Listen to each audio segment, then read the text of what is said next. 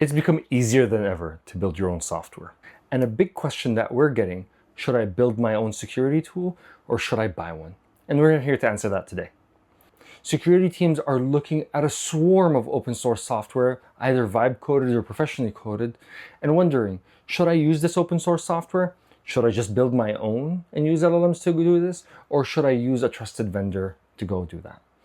And so when we look at the building process, you can take an off-the-shelf open source project and attempt to build your own SAST and SCA and pen testing, a suite, and piece together something in your CI/CD pipeline.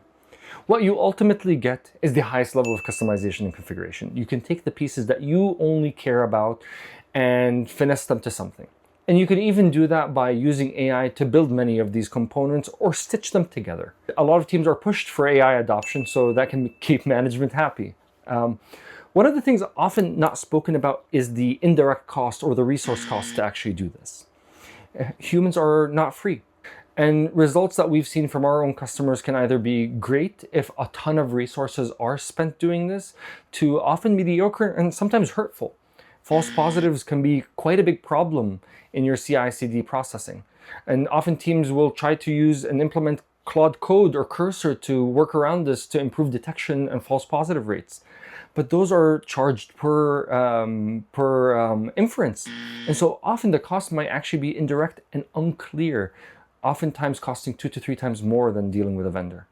But oftentimes when you deal with a vendor, you're dealing with someone that you can talk to, that holds the liability of execution, and has oftentimes spoken to thousands, if not tens of thousands of companies like you, enshrining best practices in the software, building features that you might not even have thought about that are important for your business, and sometimes have spread the research and development costs across thousands, if not tens of thousands of companies like you.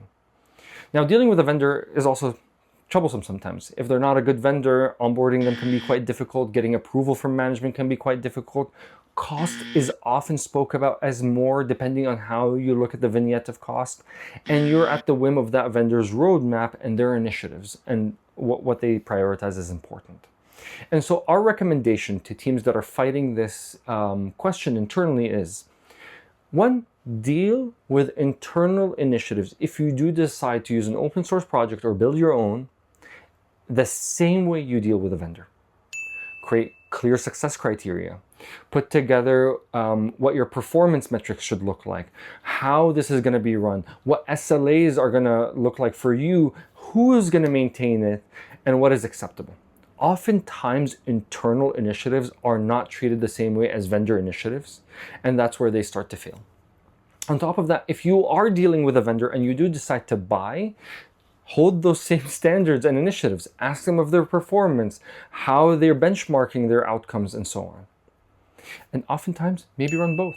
Try to build something internally and compare it to what vendors are in the market are doing out there, and look at where some of the hidden costs or clear costs look like, where some of the hidden performance penalties and clear performance penalties look like.